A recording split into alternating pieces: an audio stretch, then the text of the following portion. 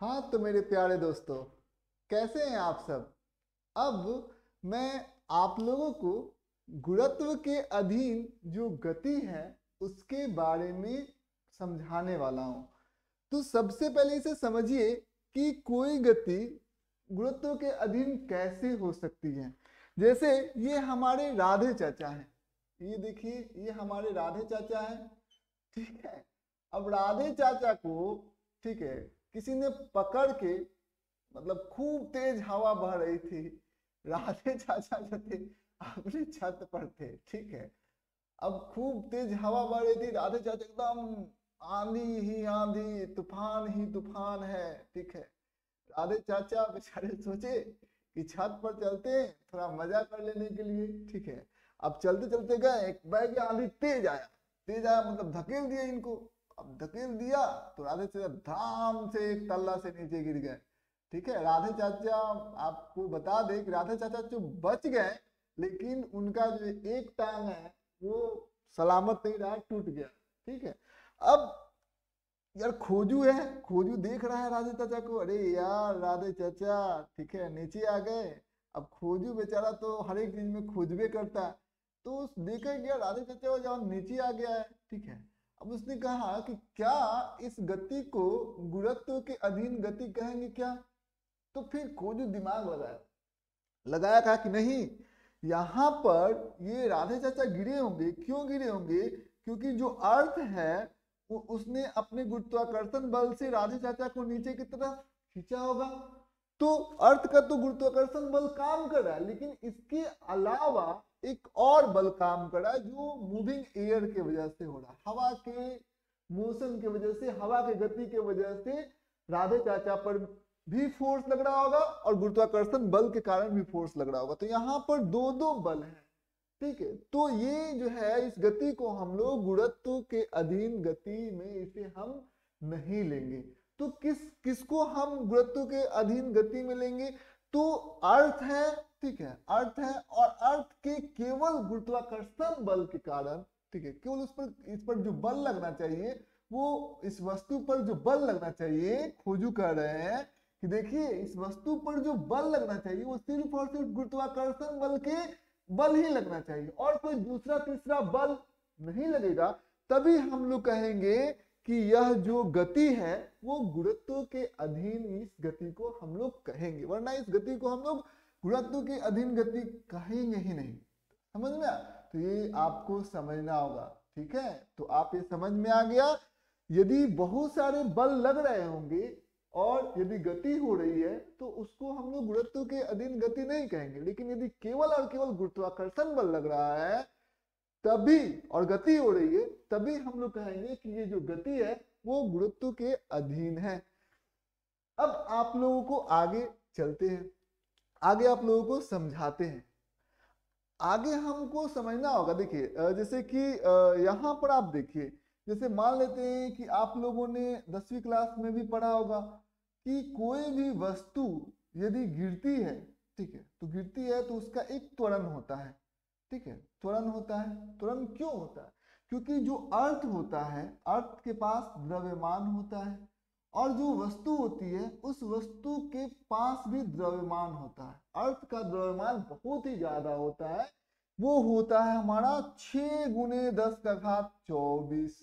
तो बहुत ज्यादा द्रव्यमान होता है, जिसके वजह से वो वस्तु को अपनी तरफ खींचती है। तो जब वो वस्तु को अपनी तरफ खींचती है तो उस पर बल लगाएगी, तो बल लगाएगी तो बल किसके बराबर होता है, वही उसी को वेट कहते हैं। वेट कितना होता है, बल बल जो होता है, जो बल लगाएगी वो हो जाएगा F बराबर ma, ठीक है।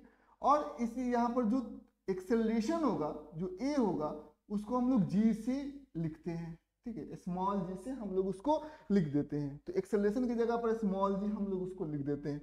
तो एक बात बताइए, जो स्मॉल g का जो मान है वो कांस्टेंट है कि वेरिएबल है। तो आप देखते होंगे यदि 10 मीटर का हाइट है, 20 मीटर का हाइट है, 50 मीटर का हाइट है, तब भी उसके ऊपर जो बल लगेगा, यानी कि उसका जो त्वरण होगा वो ज्यादा अंतर नहीं करेगा। लेकिन यदि हाइट बहुत ज्यादा हो जाए, मान लेते हैं कि 3200 किलोमीटर हो जाए, ठीक है, 6400 किलोमीटर हो जाए, तो यदि बहुत ज्यादा हाइट होने लगेगा तब तो जी के मान में ज्यादा परिवर्तन होगा, ठीक है, वो बदलेगा। लेकिन यदि एक छोटा सा, जैसे मान लेते हैं कि 100 मीटर, तो 100 मीटर के रेंज में अर्थ के सरफेस से 100 मीटर, 200 मीटर, 500 मीटर तक हम लोग जी का मान अप्रोक्सीमेटली 9.8 मीटर प्रति सेकंड स्क्वायर हम लोग लिख सकते हैं, और उसको हम कांस्टेंट मान सकते हैं। उसे हम मान सकते हैं कि ये वैल्यू क्या है, नियतांक है। यदि हाइट बहुत ज्यादा हो जाए तब ये मान जो है ये बदलेगा, ठीक है, इसका जो मान होगा वो बदलेगा। लेकिन छोटे से हाइट के लिए 100 मीटर, 200 मीटर, 500 मीटर के लिए जी का मान यानी कि जो त्वरण का मान है उसको हम लोग क्या मान सकते हैं, कांस्टेंट मान सकते हैं। तो यदि हम लोग उसको नियतांक मानेंगे तो जो हम लोगों ने गति का जो तृतीय समीकरण पढ़ा है, गति का जो इक्वेशन ऑफ मोशन पढ़ा है, ठीक है, तो हम लोगों का 3 नियम होता है इक्वेशन ऑफ मोशन में, ठीक है। तो उसका जो v बराबर हम लोग को पता है कि वो कौन कौन से होते हैं, जो गति के नियम होते हैं वो कौन कौन से होते हैं। पहला नियम किससे पूछे, ठीक है, पहला नियम बताएंगे हमारे मजनू बाबू। तो मजनू बाबू कह रहे हैं मैं बताऊंगा पहला नियम, मैं बताऊंगा। देखिए पहला नियम जो होता है वो होता है v बराबर u प्लस ए टी। क्या ये सही बोल रहे हैं क्या? तो मजनू ने पहला नियम बता दिया, ठीक है। अब मजनू बता दिया, ठीक है, राधे चाचा भी कहें कि अरे मजनू तुम पहला इक्वेशन बताया, दूसरा इक्वेशन हम बताते हैं। क्या होता है दूसरा इक्वेशन, एस बराबर U T plus half A T square. अब मजनू और राधे चाचा दोनों बता दिया, खोजू बेचारा शर्मीला लड़का है, ठीक है। अब खोजू सोच रहा है अरे यार ये तो दोनों बाजी मार लेगा, तो खोजू कहता है कि अब की बार हम तीसरा नियम बताएंगे, और तीसरा नियम हमारा हो गया क्या, वी स्क्वायर बराबर यू स्क्वायर प्लस 2as। ये गति का हो गया हमारा तीसरा नियम। तो ये तीनों नियम हमारे सामने गति के आ गए, पहला नियम, दूसरा नियम और तीसरा नियम। अब ध्यान देने वाली बात है, तीनों नियम तो आ गए, तो यदि इसी तीनों नियम, क्योंकि यहाँ पर भी यदि मान लेते किसी हाइट से यदि गिरा दिया जाए तो वो भी तो गति करेगा ना भाई। 100 मीटर के हाइट से गिरा दिया जाए, चाहे 200 मीटर के हाइट से गिरा दिया जाए, तो वो भी तो गति करेगा। तो क्या ये गति का उसमें भी त्वरण है? 100 मीटर से हाइट से गिरा दिया जाएगा तो उसमें त्वरण है, गति भी कर रहा है, त्वरण भी है, और त्वरण क्या है, उसका मान जो है वो नियतांक है, वो बदल भी नहीं रहा। तो लग जाएगा यार, यही ना कंडीशन है कि गति करे और त्वरण क्या होना चाहिए, नियतांक होना चाहिए, कांस्टेंट होना चाहिए। तो हम लोग मान सकते हैं कि 100-200 मीटर तक, यदि 100 मीटर से 99 मीटर पे आ गया तो क्या चेंज करेगा, 100 मीटर से 50 मीटर पर आ गया तो जी का मान लगभग जो है हम लोग कांस्टेंट मान सकते हैं। तो यहाँ पर बदलेगा क्या, जैसे मान लेते हैं कि अर्थ सरफेस से क्या जाएगा, ये जाएगा ऊपर और क्या आएगा नीचे, यही ना हो सकता है जी, और क्या हो सकता है। तो जो हमारा एस है, जो विस्थापन है, वो किसका मान ले लेगा, वो हाइट का मान ले लेगा, ठीक है। एच एच एस के जगह पर हम लोग एच लिखेंगे, ठीक है। जो टाइम इसमें लिखेंगे तो इसमें क्या टाइम अलग लिखेंगे, नहीं, टाइम की जगह पर इसमें भी क्या लिखेंगे, टाइम ही लिखेंगे। हमारा जो आरंभिक वेग है वो u है, तो इसमें भी क्या लिखेंगे, u ही लिखेंगे, दोनों में u ही लिखेंगे, ठीक है। हमारा इसमें क्या है, त्वरण को हम लोग a से लिखते थे, लेकिन जो हम लोग गुरुत्व के अधीन गति है तो उसमें त्वरण को हम लोग a से नहीं लिखते, किसे लिख देते हैं, v से लिख देते हैं, ठीक, समझ में आ गया। अब क्या होता है कि हम लोग इसको लिख देते हैं। अब दूसरा चीज है भी, इसमें फाइनल वेग है, इसमें भी हम लोग क्या लिखेंगे, भी लिखेंगे, कोई दिक्कत की बात नहीं। ये सारी चीजें हमारे सामने इंफॉर्मेशन है।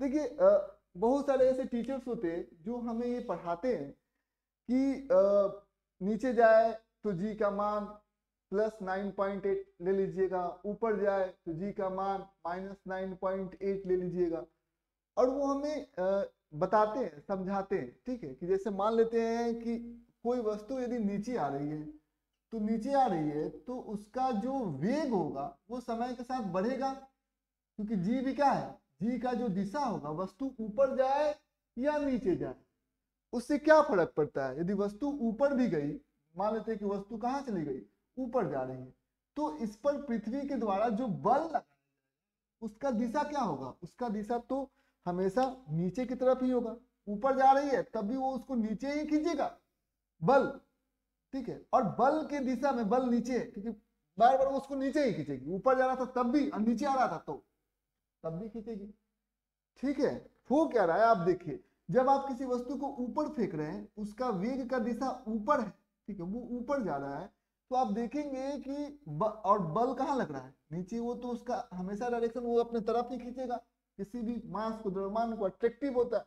तो क्या होगा आप देखेंगे वेग ऊपर है तो धीरे धीरे धीरे धीरे वेग घटते जाएगा घटते जाएगा घटते जाएगा और वो वेग कितना आ जाएगा 0 मीटर प्रति सेकेंड हो जाएगा। अब वो कहाँ पहुंच गया, वो अपने मैक्सिमम हाइट तक पहुंच गया, उसको हम लोग बोलेंगे एच मैक्स। इससे वो ऊपर नहीं जा सकता है क्योंकि वेग घटते घटते घटते घटते, क्योंकि बल नीचे है और वेग का दिशा ऊपर है, धीरे धीरे वो बल वेग को घटाएगा और घटाते घटाते शून्य करेगा, तो ये हमारा मैक्सिमम है।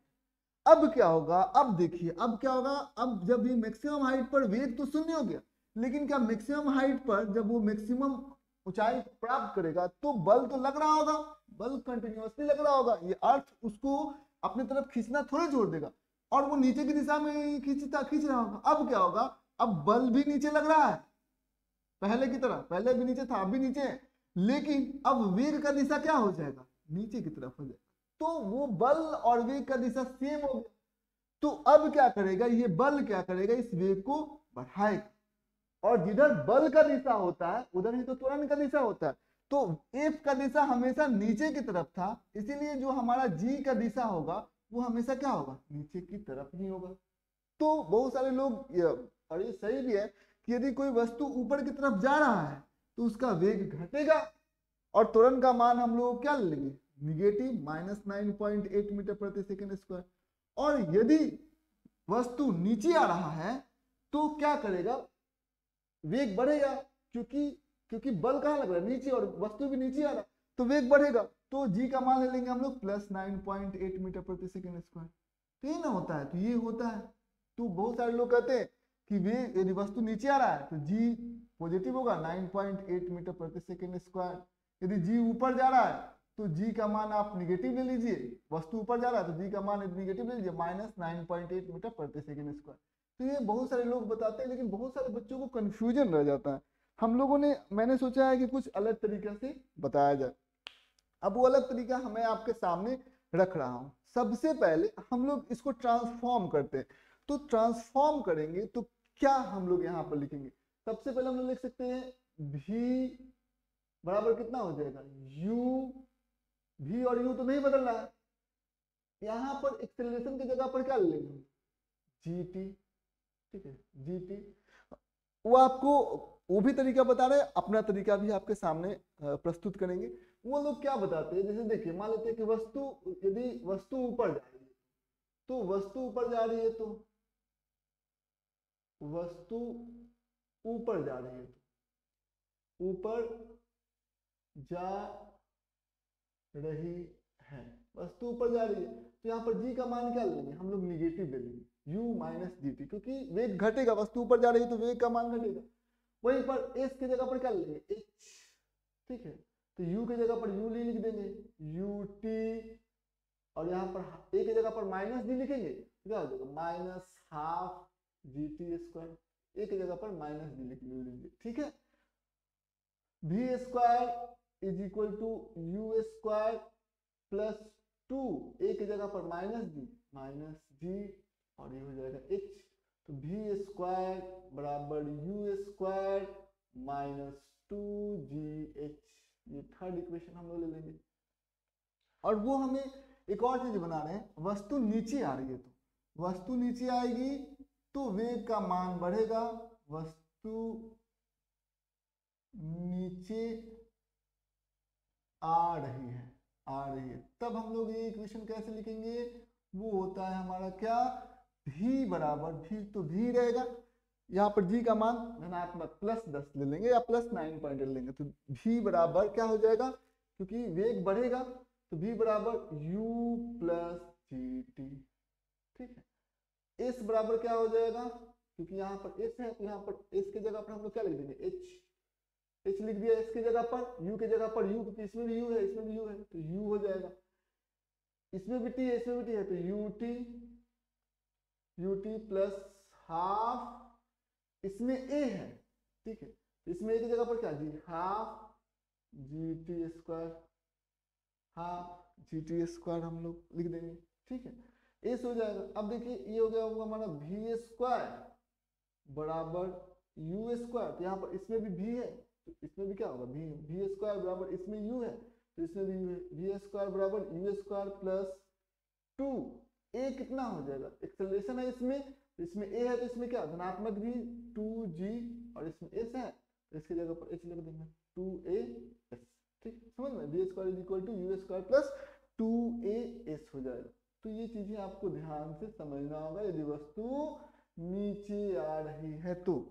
ये तीन इक्वेशन हमारे सामने हैं, कोई दिक्कत की बात नहीं है। अब देखिए प्लस ले माइनस ले तरह तरह का हम लोगों को झंझट होता है, ऊपर जा रही है कि नीचे आ रही है, क्या हो रहा है क्या नहीं हो रहा। अब जो मैं आपको तरीका बताने जा रहा हूं इससे कुछ ज्यादा आपको सोचने की जरूरत नहीं है, आप बस ये देखिए कि जो नीचे होगा, जिसका दिशा नीचे होगा, ठीक है, जिसका दिशा नीचे होगा उसको हम लोग निगेटिव ले लेंगे, ठीक है, और जिसका दिशा ऊपर होगा उसको हम लोग क्या ले लेंगे पॉजिटिव ले लेंगे। वो चाहे हमारा विस्थापन यदि ऊपर हो तो पॉजिटिव ले लेंगे, विस्थापन यदि नीचे हो तो निगेटिव ले लेंगे। हमारा तुरंत तो हमेशा नीचे की दिशा में ही होगा जी का मान, तो हमेशा इस वाले कंडीशन में जो हम बता रहे हैं हमेशा आपको जी को निगेटिव ही लेना है, समझ में आया, तो जी आप निगेटिव ही ले लेंगे हमेशा की तरह, कोई दिक्कत की बात नहीं है, ये तो सब लोग बताते हैं, ठीक है, ये कुछ स्पेशल अलग तरीके से हम लोग बता रहे हैं। तो आप देखिए ऊपर यदि कोई वस्तु जाए विस्थापन ऊपर हो पॉजिटिव, ठीक है, त्वरण हमेशा नीचे होता है तो उसको हम लोग निगेटिव ले लेंगे, कोई दिक्कत की बात नहीं। यदि वेग आरंभिक वेग यदि नीचे की तरफ हो तो नीचे की तरफ हो तो उसको निगेटिव ले लेंगे, यदि ऊपर की तरफ हो तो पॉजिटिव ले लेंगे। बस यही देखिए कि नीचे की तरफ है कि ऊपर की तरफ है, नीचे की तरफ यदि उसका दिशा होगा तो निगेटिव ले लेना है, ऊपर की तरफ यदि दिशा होगा तो उसको हम लोग पॉजिटिव ले लेंगे। चलिए आइए अब हम लोग ऐसे कोई क्वेश्चन हम लोग बताते हैं, ठीक है, कुछ क्वेश्चन जो है हम लोग सॉल्व करते हैं, और ये तरीके से ज्यादा ऊपर जा रहा है नीचे जा रहा है, बस आप ये देखिए कि वस्तु कहाँ जा रही है। जैसे हम लोग एक क्वेश्चन आपके सामने रख रहे हैं, सबसे पहला क्वेश्चन है, सबसे पहले देखिए हमारे सामने एक प्रश्न है, हमारे सामने एक प्रश्न कुछ इस प्रकार से, हमारे सामने यह एक वस्तु है। अब इस वस्तु को हमने क्या किया है 10 मीटर प्रति सेकंड की गति से ऊपर की तरफ इसको हम लोगों ने उछाला है, ठीक है, ग्राउंड है, ये हमारा ग्राउंड है, ठीक है, अब ग्राउंड है, अब उसका मास क्या है उससे हमको कोई मतलब नहीं है, मास कुछ भी हो सकता है, ठीक है, उससे हमें कोई लेना नहीं है। एयर रेसिस्टेंस के बारे में, एयर जो है एयर के बारे में भी कुछ नहीं कहा है तो उसको भी आपको नहीं मानना है कि एयर है ही नहीं। अब देखिए अब एक बात बताइए, पहला क्वेश्चन यदि आपसे पूछा जाएगा अधिकतम ऊंचाई पर, अधिकतम अधिकतम अधिकतम ऊंचाई पर, ऊंचाई पर वेग, वेग कितना होगा, अधिकतम ऊंचाई पर वेग यदि आपसे पूछा जाएगा तो वो कितना होगा। तो सबसे पहले एक बात आप ध्यान दीजिएगा, ये ऊपर जाएगा, ऊपर जाएगा तो इसका वेग घटेगा, क्यों, क्योंकि जी इस पर अर्थ जो है वो नीचे की तरफ बल लगाएगा, जी का मान निगेटिव होगा, तो अधिकतम ऊंचाई पर इसका जो वेग हो जाएगा वो क्या हो जाएगा 0 मीटर प्रति सेकंड। तो आपका क्या जवाब होगा, वो हो जाएगा 0 मीटर प्रति सेकंड, ठीक है। दूसरा क्वेश्चन है, दूसरा क्वेश्चन यदि आपसे पूछ देगा, वो पूछेगा अधिकतम ऊंचाई ज्ञात करें, अधिकतम ऊंचाई कितना होगा, ठीक है, तो ये चीजें आपको ध्यान से समझना होगा। तो अधिकतम ऊंचाई हम लोग कैसे निकालेंगे, मैक्सिमम हाइट को हम लोग कैसे निकालेंगे, तो सबसे पहले आप देख लीजिए यहाँ पर आपके पास क्या दिया गया है u, तो हमको पता है, हम जानते हैं, यहाँ पर हम लिख सकते हैं, हम जानते हैं, क्या जानते हैं जी, हम जानते हैं हमारे सामने क्या क्या चीजें हैं, हमारे सामने कुछ चीजें हैं, हमारे सामने u है, u आरंभिक वेग कितना है 10 मीटर प्रति सेकेंड, हमारे पास u है। हमारे पास v है, अधिकतम ऊंचाई का मतलब क्या है, यहां से यहां तक का दूरी हमको निकालना। तो क्या हम h मैक्स जिसको हम लोग बोलेंगे, तो हमारे पास u है, हमारे पास v भी है, तो v हमारे पास कितना है, वो हो गया 0 मीटर प्रति सेकेंड। तो v हमारे पास है, हमारे पास u भी है, दोनों चीजें हैं। इसके अलावा हमारे पास और कुछ है क्या, तो हमारे पास एक चीज हमेशा रहेगा, वो है त्वरण। ठीक है, तो हम लोग यहाँ पर क्वेश्चन में ही दिया रहेगा कि आप टेक कर लीजिए g बराबर 10 मीटर प्रति सेकेंड स्क्वायर। तो हम लोग यहाँ पर जो त्वरण होगा, तो त्वरण को हम लोग हमेशा क्या लेंगे, जो एक्सेलरेशन है, जो त्वरण है, वो कितना होगा -10 मीटर प्रति सेकेंड स्क्वायर। क्यों, क्योंकि इसका दिशा क्या है, नीचे की तरफ, और u का दिशा क्या है, ऊपर की तरफ है, इसलिए हम लोगों ने यहाँ पर +10 मीटर प्रति सेकेंड लिखा है, और कुछ नहीं। तो ये चीजें हमारे सामने दिया है, तो हमें क्या निकालना है, अधिकतम ऊंचाई। अधिकतम ऊंचाई हमको निकालना है, यानी कि हमको निकालना क्या है कि h मैक्स कितना होगा, अधिकतम ऊंचाई कितना होगा। तो अब आइए हम लोग सूत्र पर चलते हैं, हमारे सामने कुछ सूत्र दिए गए हैं। देखिए ये सूत्र है हमारे पास, भी हमारे पास भी पता है, u पता है, u भी पता है, हमारे पास a है। ठीक है, तो इस समीकरण का हम लोग इस्तेमाल करेंगे तो हमारे पास टाइम निकल जाएगा। तो अधिकतम ऊंचाई को हम लोग कैसे निकाल सकते हैं, देखिए तो यहाँ पर ध्यान दीजिए, v है, u है, a है, तो h भी निकल जाएगा। ठीक है, तो ये हमारा अधिकतम ऊंचाई, ये हम लोग समीकरण यूज करेंगे। तो हमारे पास ये समीकरण क्या हो जाएगा, सबसे पहले हमारे पास क्या हो जाएगा, ये हो जाएगा v स्क्वायर बराबर u स्क्वायर प्लस 2as। ठीक है, तो यहाँ पर आप देख सकते हैं v के जगह पर हम लोग क्या लिख देंगे, 0, 0 का स्क्वायर हो गया, प्लस u के जगह पर क्या लिख देंगे, 10 का वर्ग हो गया। ठीक है, कुछ नहीं, यहाँ पर a है, तो इसको हम लोग a को 2, और एक्सेलरेशन हमारे पास कितना है, g का मान कितना है -10, क्योंकि उसका दिशा नीचे की तरफ है, तो हमें नीचे की तरफ, यहाँ पर +10 क्यों लिए, क्योंकि ऊपर की तरफ जा रहा था, इनिशियल वेग ऊपर की तरफ है। 2a और विस्थापन जो है हमारा जो s है, वही तो हमारा h मैक्स है, तो यहाँ पर लिख दिया h मैक्स लिख दिया। अब इसे हम लोग सॉल्व करेंगे, तो 0 बराबर कितना हो जाएगा 100, कितना हो जाएगा -20 h मैक्स, h मैक्स। अब इसको इधर लेकर आएंगे तो क्या हो जाएगा, -20 h मैक्स है, तो ये कितना 20 h मैक्स हो गया, ये क्या हो जाएगा 100 हो जाएगा। तो h मैक्स बराबर कितना हो जाएगा, h मैक्स यदि हम लोग मान को ज्ञात करें तो कितना हो जाएगा 100/20, 100/20, ये मीटर हो जाएगा हमारा h मैक्स। ठीक है, हो जाएगा h मैक्स हो जाएगा हमारा 5 मीटर। समझ में आया, तो ये चीजें आपको समझना होगा। और ये धनात्मक आया, प्लस आया, यानी कि क्या हो गया, ऊपर की तरफ h मैक्स होगा। ठीक है, तो +5 आया हुआ है, ये ऐसे ऐसे चीजें हम लोग समझ सकते हैं। फिर इसमें और प्रश्न आ सकते हैं, इसमें प्रश्न क्या आ सकते हैं,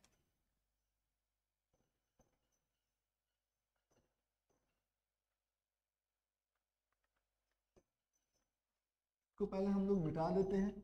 ठीक है, अब इसमें प्रश्न क्या आ सकते हैं, इसमें देखिए, इसमें प्रश्न ये भी आ सकते हैं कि जब ये अधिकतम ऊंचाई को पहुंचेगा, तो अधिकतम ऊंचाई को जब ये जाएगा तो क्या होगा, आप देखिए उसमें समय लगेगा ना, तो उसको हम लोग कहते हैं टाइम ऑफ एसेंट, मतलब ऊपर जाने का समय। ठीक है, ऊंचाई टाइम ऑफ एसेंट उसको हम लोग बोलते हैं। तो अधिकतम ऊंचाई तक पहुंचने का समय। ठीक है, तो ये भी क्वेश्चन हो सकता है, क्या हो सकता है, अधिकतम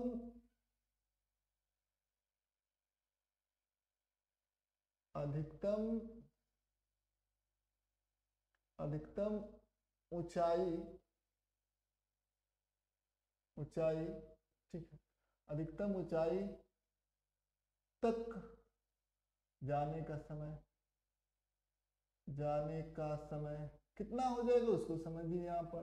तो सबसे पहले हम लोग इसे कैसे निकालेंगे, देखिए अधिकतम ऊंचाई पर ये जब जाएगा तो हमारे सामने क्या क्या दिया है, हमारे पास आरंभिक वेग है। ठीक है, हमारे पास है क्या क्या दिया हुआ है हमारे सामने, दिया गया u v और g, ये सब चीजें। तो हमारे पास तीन इक्वेशन है। पहला इक्वेशन क्या है, v बराबर u प्लस ए टी। दूसरा है s बराबर u t plus half A T square. तीसरा है हमारा v स्क्वायर बराबर u स्क्वायर प्लस 2as। यही हमारे पास तीनों गति के समीकरण है। तो सबसे पहले समीकरण पर हम लोग जाते हैं। सबसे पहला समीकरण हमें क्या देता है, देखिए हमको u पता है, हमको v पता है, हमको g पता है, यानी कि एक्सेलरेशन पता है। तो देखिए यहाँ पर हमें v पता है, हमें u पता है, हमें g का वैल्यू, तो t हमें निकल जाएगा। तो यहाँ से जब ये यहाँ पर गया तो इसका आरंभिक वेग 10 मीटर पर सेकेंड, अंतिम वेग 0 मीटर पर सेकेंड। त्वरण हमको पता है, तो हमें क्या निकालना है, हमें निकालना टाइम यहाँ से यहाँ तक जाने का। ये इसका प्रारंभिक आरंभिक जो है ये पोजीशन है और ये अंतिम पोजीशन है। तो सबसे पहले हम लोग v कितना है, v को देखेंगे हम लोग। तो v कितना दिया हमको पता है, v बराबर कितना है 0 मीटर प्रति सेकेंड। u बराबर कितना है, u बराबर दिया 10 प्लस 10 लिखेंगे क्योंकि ऊपर की तरफ है। 0 मीटर प्रति सेकंड में क्योंकि प्लस 0 लिखिए चाहे माइनस 0 लिखिए उससे क्या फर्क पड़ता है। और a बराबर हमारे पास कितना है, a बराबर देख बाबू हमारे पास है -10 मीटर प्रति सेकंड स्क्वायर, यानी कि a बराबर है g। हम लोग शुरू करते हैं पहले ये इक्वेशन। तो v बराबर क्या हो गया, u प्लस ए टी। तो v कितना हो गया, देखिए तो बाबू v हो गया हमारा 0 0, u कितना हो गया, ये हो गया 10 प्लस a कितना हो गया -10 गुने टाइम कितना हो गया t हो गया। कोई दिक्कत नहीं है। तो हम लोग क्या करेंगे, यहाँ पर 0 बराबर 10 -10 t। अब इसको इधर लेकर आएंगे तो 10 t इधर है तो इधर प्लस 10 t हो जाएगा बराबर 10 में t बराबर कितना हो जाएगा 1 सेकेंड प्लस 1 सेकेंड, 10/10 यानी कि 1 सेकेंड हो गया। मतलब अधिकतम ऊंचाई तक पहुंचने में इसने समय कितना लिया होगा, 1 सेकेंड लिया होगा। ठीक है, ये आपको समझ में आ गया। अब देखिए 1 सेकेंड ऊपर जाने में तो नीचे आने में भी उसने कितना लिया होगा, 1 ही सेकेंड लिया होगा। तो कुल टाइम कितना हो गया ऊपर और नीचे आने में, वो हो जाएगा हमारे सामने, वो हो जाएगा हमारे सामने 2 सेकेंड। अब उसको हम लोग कैसे निकालेंगे। अब यहाँ पर अगला क्वेश्चन है कुल समय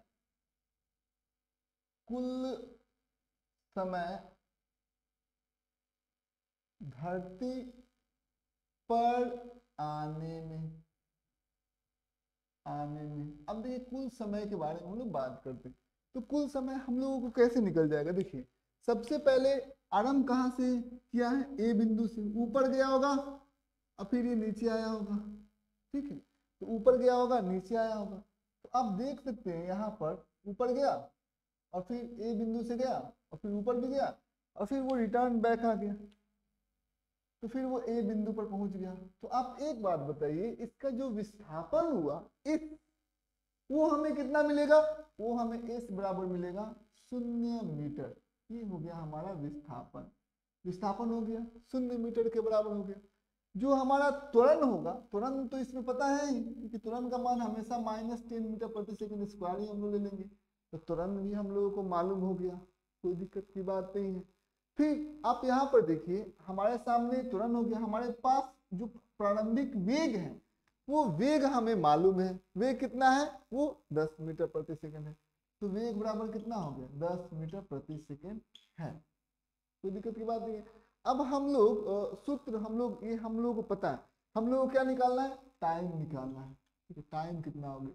तो हमारे सामने क्या है, हमको एस दिया हुआ है, एस इसमें आते हैं, एस है, यू भी है, ए भी है, जो त्वरण है ये भी है। हमको क्या निकालना है, टाइम। किसमें टाइम अननोन है, 3 चीज दिया हुआ है, यू ए और एस दिया हुआ है, हमको टाइम निकालना है। तो यही ना हम लोग सूत्र निकालेंगे। तो हम लोग सूत्र हम लोग इसको लिख देते हैं, क्या करेंगे, एस बराबर U T plus half A T square. ठीक है, समझिए इस बात को। तो हम लोग इसको कैसे निकालते हैं, एस बराबर कितना हो जाएगा 0, u बराबर कितना हो जाएगा, u देखिए हमारे पास 10 दिया हुआ है, 10 ही ना है u, तो प्लस 10 है, तो 10 गुने t नहीं पता है टाइम कितना है, प्लस हाफ तुरंत कितना है, तुरंत देखिए हमारे सामने दिया हुआ है -10, तो -10 हाफ ए और टी स्क्वायर का मान भी हमें नहीं दिया गया, घटाते हैं हम लोग तो कितना हो जाएगा, ये हो जाएगा हमारा 10t - 5t स्क्वायर बराबर क्या हो जाएगा, ये 0 हो जाएगा, कोई दिक्कत की बात नहीं है। अब देखिए जब यहाँ पर आप ध्यान दीजिएगा तो क्या करेंगे, 0 बराबर 10t - 5t स्क्वायर, 0 बराबर यहाँ पर 5t कॉमन ले लेंगे हम लोग, 2 - t, कोई दिक्कत नहीं है बाबू। तो यहाँ पर क्या ये 0 होगा, ये 0 होगा, नहीं तो ये 0 होगा, ठीक है। तो यदि 5t को 0 करेंगे, क्योंकि 0 गुणे 10 0 ही आएगा, तो 5t 0 हो सकता है, दो चीज प्रोडक्ट में है और उन दोनों का प्रोडक्ट 0 है, गुणनफल 0 है, तो या तो ये 0 होगा या तो ये 0 होगा। तो 5t को यदि हम लोग 0 करेंगे तो t बराबर कितना है, 0 सेकेंड, यानी सही भी है कि 0 सेकेंड यदि होगा तो विस्थापन कितना होगा, 0 ही होगा। लेकिन एक और टाइम है जब विस्थापन 0 होगा, वो कौन सा टाइम है, 2 - t, यानी कि 2 घटाओ t को भी 0 करेंगे तब भी ये इक्वेशन सेटिस्फाई करेगा, ये 0 हो गया तो 0 गुना 5t बराबर 0, तो 2 - 2t बराबर ये 0 हो गया।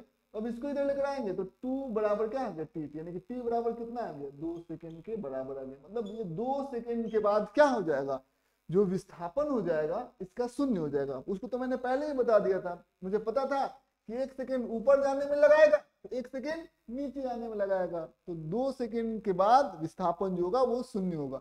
मजेदार बात ये है, इसको ध्यान से समझना होगा, जैसे ये ऊपर जा रहा है, ऊपर जा रहा है तो क्या होगा, जो मान लेते ए बिंदु है, ऊपर की तरफ यदि गया तो यदि वेग जो है वो 10 मीटर प्रति सेकेंड ऊपर की तरफ है, तो जब ये वापस लौट रहा होगा तो इसी ए बिंदु पर वेग जो होगा वो नीचे की तरफ 10 मीटर प्रति सेकेंड पर ही होगा, ठीक है, समझ में, यानी कि जाते समय जो वेग का परिमाण था वही वेग का परिमाण लौटते समय भी पर भी उसी बिंदु पर उतना ही होगा, बस केवल दिशा बदल दिया होगा वो, ठीक है। तो ऐसे क्वेश्चन हम लोग करते हैं, जैसे मान लेते हैं कि और भी बहुत तरह के क्वेश्चन होते हैं, जैसे मान लेते हैं कि आपके पास सामने क्वेश्चन दे देगा कि अंतिम सेकेंड में जो विस्थापन है, ठीक है, अंतिम सेकेंड में विस्थापन आपको निकालना है, तो अंतिम सेकेंड में हमें विस्थापन निकालना है, ठीक है, लास्ट सेकेंड में किसी भी मोशन के जब ऊंचाई तक वो पहुंचने वाला होगा तो अंतिम सेकेंड में आपको विस्थापन निकालना है, ठीक है, अंतिम सेकेंड में। तो एक बात आपको समझना होगा, अंतिम सेकेंड का मतलब क्या हो जाएगा, यहां से यहां तक गया 1 सेकेंड, अंतिम सेकेंड में आपको विस्थापन आपको निकालना होगा। तो कैसे निकालेंगे, तो सबसे पहले वो गया ए से बी गया, तो अंतिम सेकेंड में हमें विस्थापन निकालना होगा।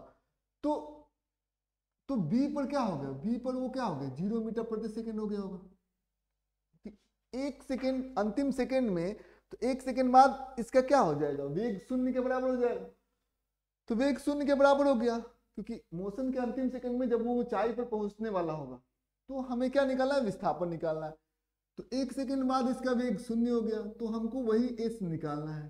तो एस हम कैसे निकालेंगे, एस हम निकाल सकते हैं, हमको पता है एस बराबर क्या होता है, इसको हम लोग यहाँ से ये दूरी निकाले विस्थापन, चाहे यहाँ से ये निकाले, उससे कोई फर्क नहीं पड़ता।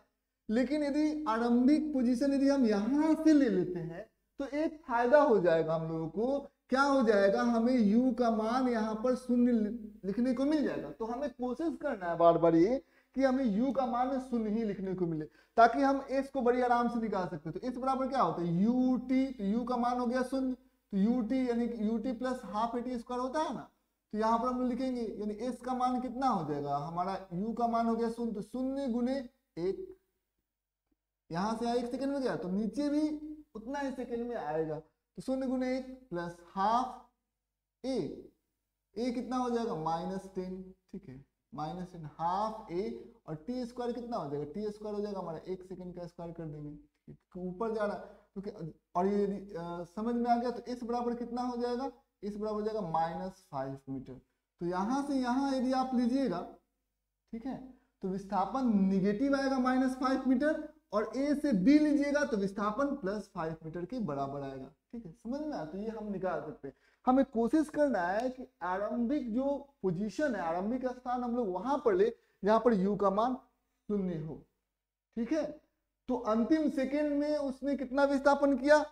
5 मीटर। और क्या ये सबके लिए समान होगा क्या? हाँ, ये लगभग सबके लिए समान होगा। बस आज के लिए बस इतना ही।